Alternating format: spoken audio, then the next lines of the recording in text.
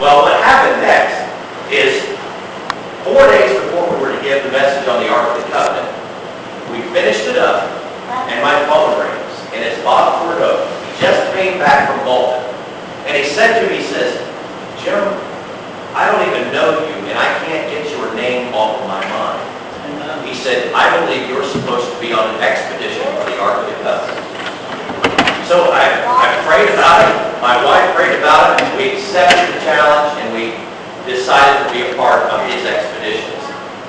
And basically where we went from this point is I started to have to research and find out who this guy was.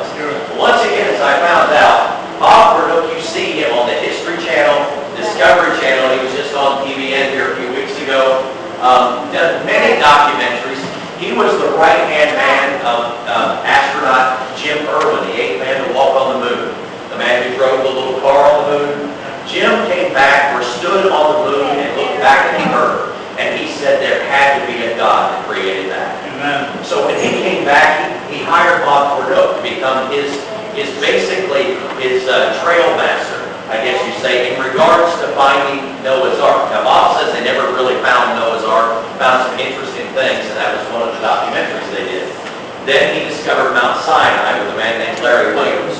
Then he's been on the ARK expedition for the Ark of the Covenant for 15 years, and has recently found the shipwreck of the Apostle Paul.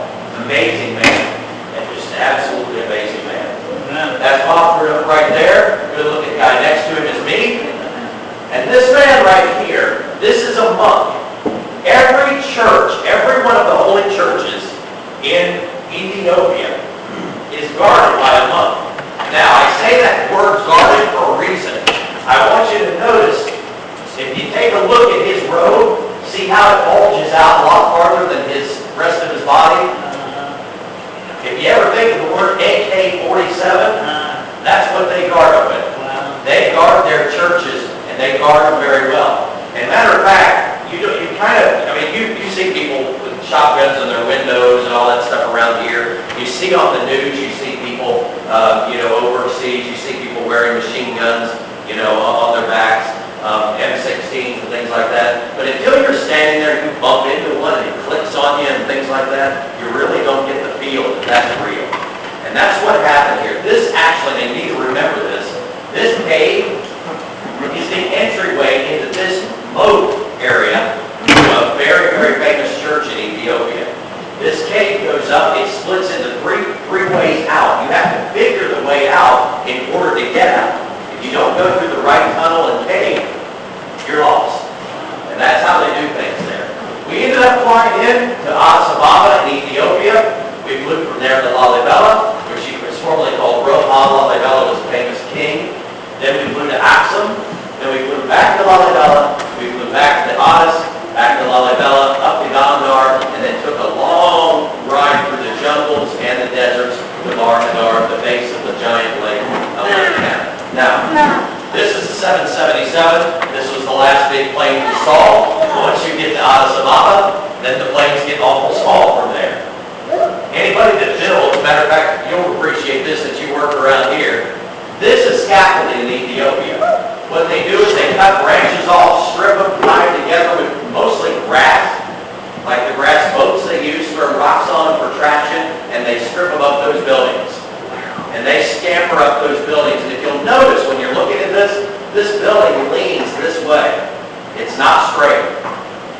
They get away with that in Ethiopia.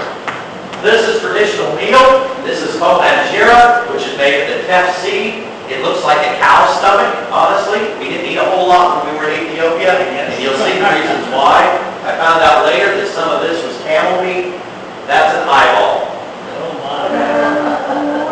This right here, when you go to Axum, Ethiopia, this place is like you stepped into time 2,000 years ago for the set of an Indiana Jones movie. You see camels, we've seen camels running down the runway when we landed. This right here is my wife and I right outside of a market area. This is the teff seed that they make that bread out of. These folks just gather around every day trying to sell or trade each other seed to live. These people are horribly poor and are absolutely dying of multiple causes. This little boy right here had flies all over him. Every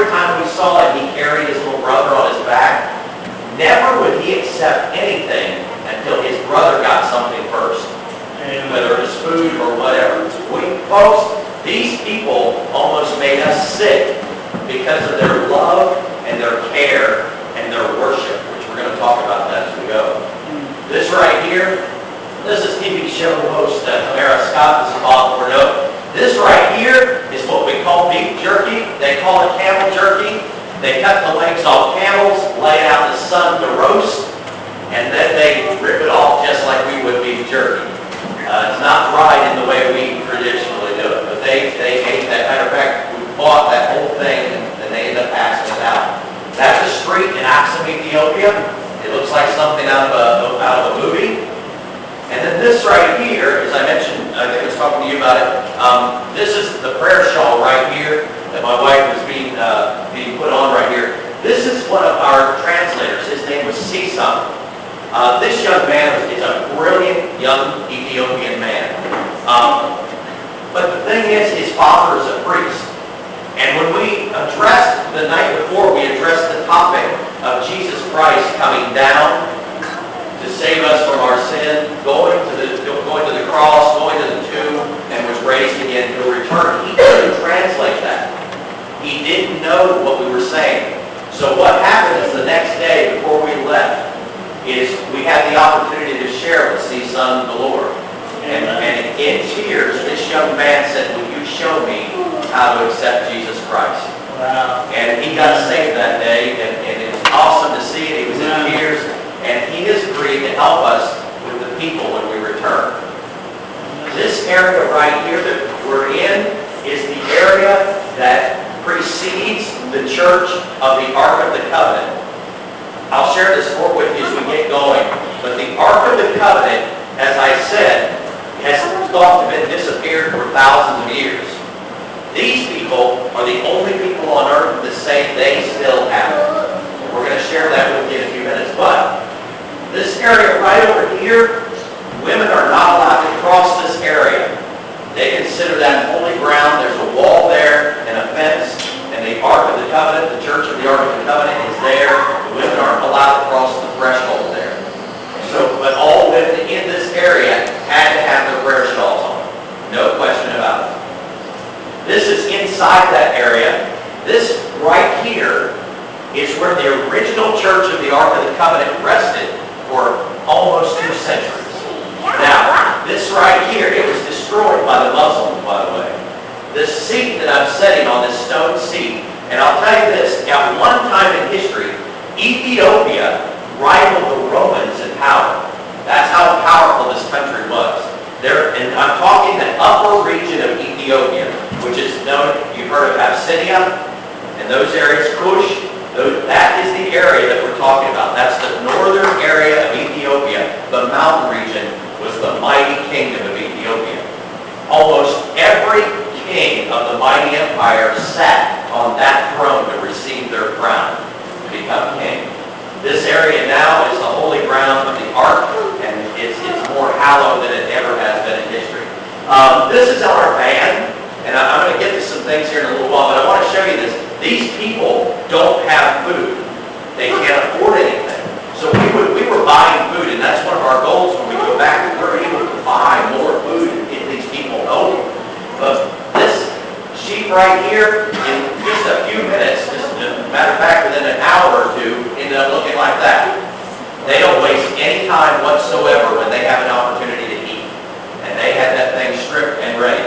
We took this to an orphanage. When you hear about the grass huts of Africa, this is true. This is how they live. This is on the way. This is from Gondar on the way to Bar Hadar, going around Lake Tana. On one side was a jungle. On the other side was a desert. This is where the desert was, and these folks live in these grass huts. The walls are made of stone, packed in with mud and manure. Inside these places, they are so proud of their homes.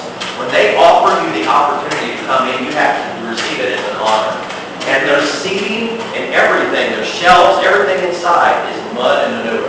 It's amazing how they live, and they are just so honored that you would trust in coming to see them.